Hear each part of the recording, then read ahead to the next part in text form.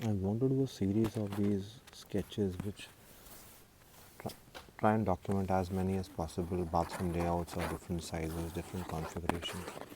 So starting with the first one, I've seen people sometimes struggling with this one, which it's a very basic layout, just 6 feet by 6 feet, 1.8 meters and 1.8 meters.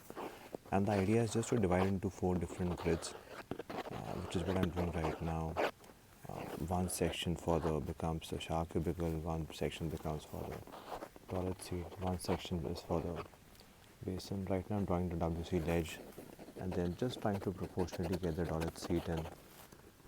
Even when I'm doing a sketch, I try to keep the proportions very much in mind. That's the bathroom door. Some might complain that the bathroom door is overlapping with the toilet seat. I really don't see that as a problem. I've seen it enough times in Europe where they more regularly than us have smaller bathrooms in better homes and better hotels, and it works just fine. So that's the door coming in. And this bathroom I've lived with and I've seen and worked with many times, and it works perfectly fine. So that's one way, the simplest way of doing a 6 feet by 6 feet bathroom layout.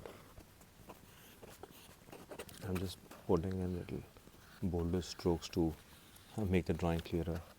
That's the wall coming in now.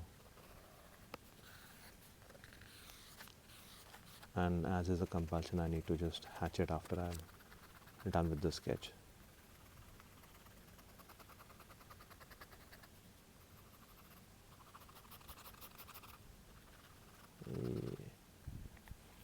And those are the dimensions coming in. That's 3 feet or 900. Same thing. Like I said, it's dividing a 6 feet by 6 feet bathroom into a grid of 3 feet by 3 feet by 3 feet by 3 feet.